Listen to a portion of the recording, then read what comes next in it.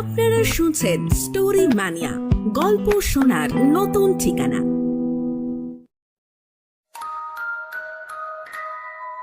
বাংলা সাহিত্যের কিছু রোমহর্ষক গল্পের সমন্বয়ে নিবেদিত আমাদের এই বিশেষ প্রচেষ্টা স্টোরি ম্যানিয়া।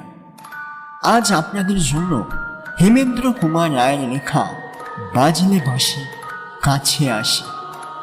গল্পের প্রধান চরিত্রে রয়েছে গল্পকথক পূর্ণবাবু, বাংলা রক্ষকের ছেলে এবং তান্ত্রিক সন্ন্যাসী। শুরু হচ্ছে আজকের গল্প।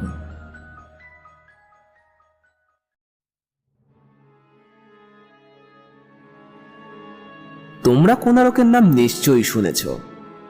কোনারক হচ্ছে একটি জায়গার নাম, পুরী থেকে প্রায় 18 মাইল দূরে। সেখানে খুব পুরনো একটি ভাঙাচোরা সূর্য মন্দির আছে। মন্দিরের বেশিরভাগ এখন ভেঙে পড়েছে বটে, কিন্তু যেটুকু এখনো দেখতে পাওয়া যায় তা এত সুন্দর যে পৃথিবীর সব দেশ থেকে দর্শকের দল আসে আগ্রহে। কোনারক ও পুরীধামের মাঝখানকার 18 মাইল জায়গাকে মরুভূমি ছাড়া আর কিছুই বলা যায় না। এই মরুভূমির একদিকে দাঁড়িয়ে আছে জগন্নাথের মন্দির, আর একদিকে আছে কোনারকের সূর্য মন্দির। একদিকে দেখা যায় অনন্ত সমুদ্র এবং আর একদিকে আকাশের সীমারেখা পর্যন্ত চলে গেছে অনন্ত বালির প্রস্তর।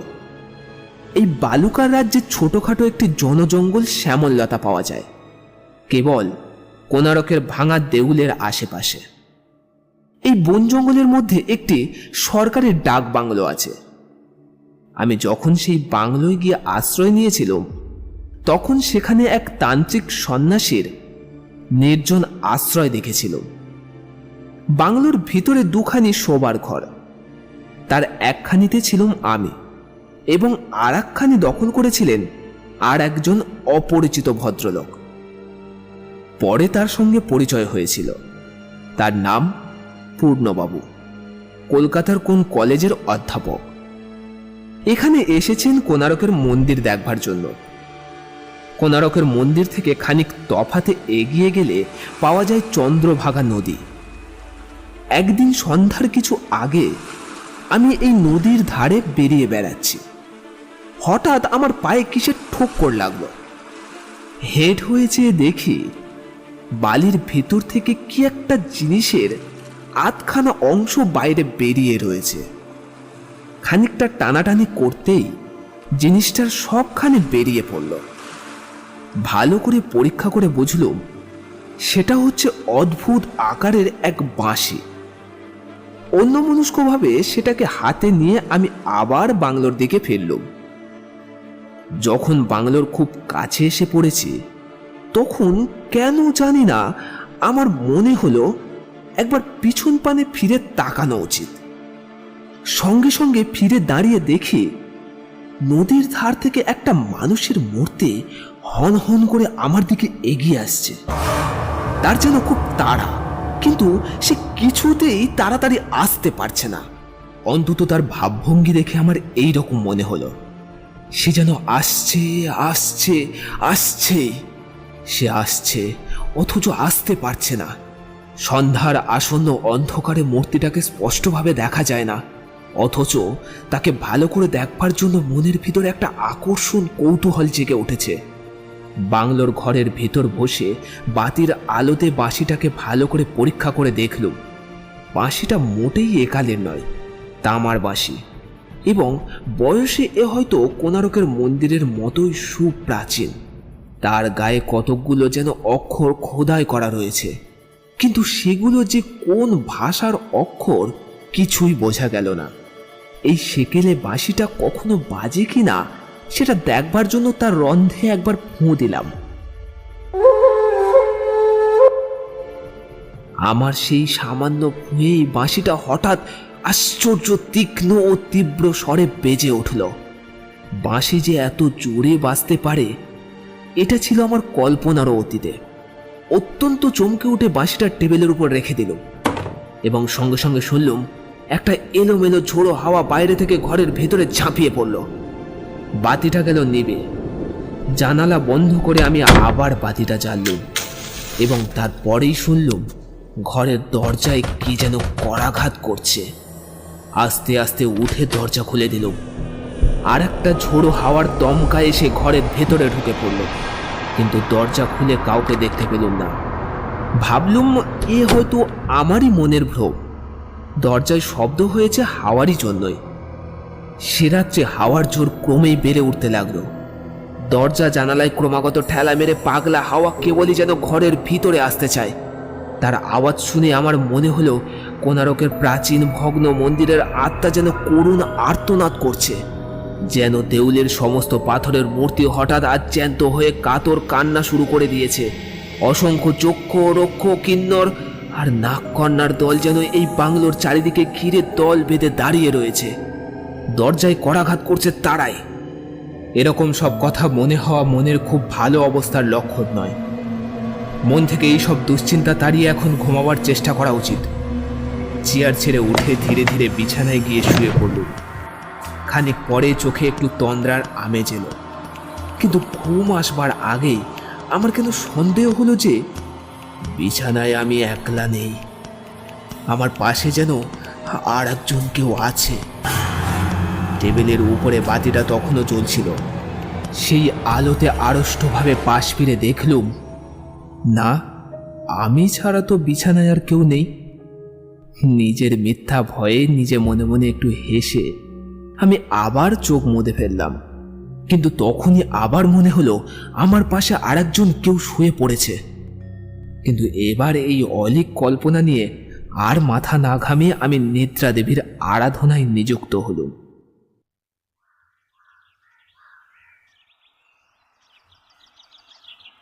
সকালবেলায় বেড়াতে বেরিয়ে পূর্ণবাবুর সঙ্গে দেখা। তিনি কিরকম এক চোখে আমার দিকে তাকিয়ে আছেন দেখে আমি জিজ্ঞাসা করলুম, আমাকে কিছু বলতে চান? পূর্ণবাবু বললেন, আগে হ্যাঁ, কাল সারা রাত কি আপনার ভালো করে ঘুম হয়নি? না, মানে কেন বলুন তো? মানে বা কাল সারা রাত আপনার ঘরের ভেতর থেকে নানা রকমের শব্দ এসেছে। কে যেন চেয়ার টেবিল সরাচ্ছে, ঘরময় লাফালাফি ছুটোছুটি করে বেড়াচ্ছে, দুমদাম করে জানালা খুলছে আর বন্ধ করছে। এইসব গোলমালে আমি কাল রাতে ঘুমাতে পারিনি। আমি বললুম, এ তো ভারী আশ্চর্যের কথা। কাল সারা রাত তো আমার কোনো ঘুমে ব্যাঘাতই হয়নি। পূর্ণবাবু একটু অপ্রস্তুত হয়ে বললেন, তাহলে বা আমারই বোধহয় শুনতে ভুল হয়েছে। ওই শব্দগুলো হয়তো অন্য কোনো জায়গা থেকেই এসেছে। এমনই সব কথা কইতে কইতে ফিরে এসে আমার বাংলোর বারান্দার উপরে উঠছে। এমন সময় আমার ঘরের ভেতর থেকে হাওয়া করে চেঁচিয়ে একটা বালক ছুটে বেরিয়ে এলো। বাংলো রক্ষকের ছেলে, ভয়ে ঠকঠক করে কাঁপছে। দেখে আমি তার কাছে গিয়ে জিজ্ঞাসা করলাম, ওই ওই, আরে এই ছেলে, কি হয়েছে কি? ওই ঘরে খাটে কে বসে আছে? দৌড়ে ঘরের ভেতরে গিয়ে হাজির হলো। খাটের উপরে কেউ নেই, কেবল বিছানার চাদরখানা এলোমেলো হয়ে গুটিয়ে পাকিয়ে ঘরের মেঝের উপর পড়ে রয়েছে। পূর্ণবাবু বললেন, বোধহয় এখানকার কোনো লোক চাদর মুড়ি দিয়ে বা ছোট ছেলেকে ভয় দেখিয়ে আবার পালিয়ে গেছে। আমারও মন বলছে তাই হবে। বালকটি বললেন, না, সে ওই খাটেই বসেছিল। ঠিক যেন একটা সাদা কাপড়ে তৈরি মূর্তি আমাকে দেখেই যে খাট থেকে নেমে এলো।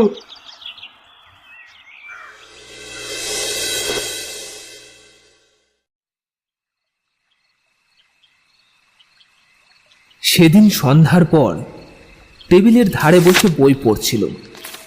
হঠাৎ চোখ পড়ল সেই তামার বাঁশির দিকে। এই ছোট্ট বাঁশিটা কাল কিরকম জোরে অস্বাভাবিক স্বরে বেজে উঠেছিল, সেই কথা মনে পড়ল। এমন অদ্ভুত গড়নের বাঁশিও কখনো দেখিনি, এমন তীব্র আওয়াজও কখনো শোনেনি। বাঁশিটাকে আবারও তুলে নিয়ে বাজাবার চেষ্টা করলো। একটি মাত্র ফুঁ দিতেই বাঁশিটা এমন বিকট সুরে বেজে উঠল যে আমার কান যেন ফেটে গেল। পর মুহূর্তে বাইরে থেকে বিষম ঝোড়ো হাওয়া হু হু করে ঘরের ভেতর ঢুকে পড়ে আলোটাকে নিভিয়ে দিল।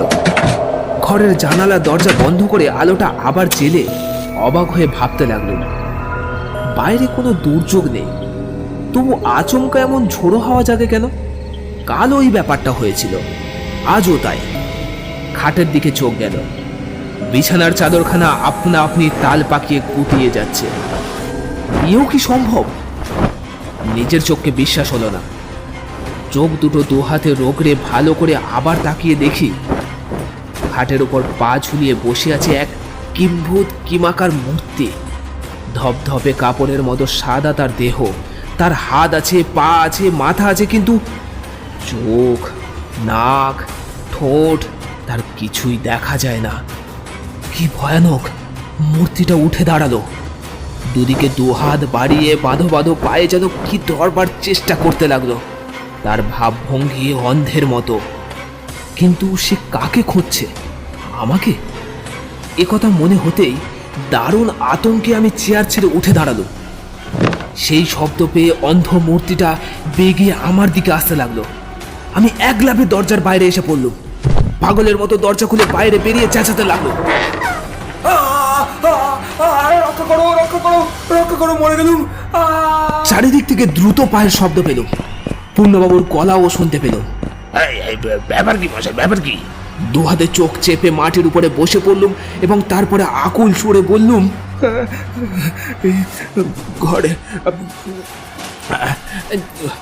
ঘরের ভেতরে সেই সাদা কাপড়ের মূর্তিটা।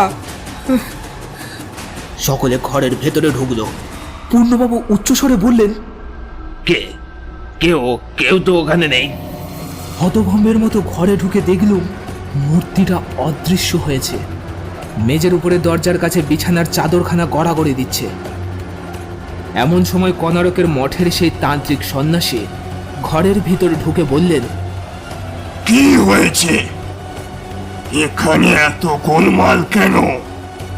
বলতে বলতে তার চোখ হঠাৎ টেবিলের উপর পড়ে। খানিকক্ষণ স্থির হয়ে রইলেন। তারপর তিনি এগিয়ে গিয়ে টেবিলের উপর থেকে তামার বাঁশিটা তুলে নিয়ে সেটা গভীরভাবে ঘুরিয়ে ফিরিয়ে দেখলেন।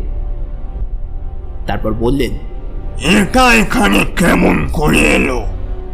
আমি বললুম, ওটা ওটা চন্দ্রভাগা নদীর তীর থেকে কুড়িয়ে পেয়েছি। সন্ন্যাসী ঘরের ভেতর থেকে বেরিয়ে যেতে যেতে বললেন, এই বাঁশিটাকে আমি সমুদ্রে বিসর্জন দিতে চললুম। এ হচ্ছে জাদুকরের অভিশপ্ত বাঁশি। এ অমঙ্গলকে ডেকে আনে। সৌভাগ্যক্রমে এটা আমার হাতে এসে পড়েছে, নয়তো এ তোমাদেরও জীবন নিয়ে নিত।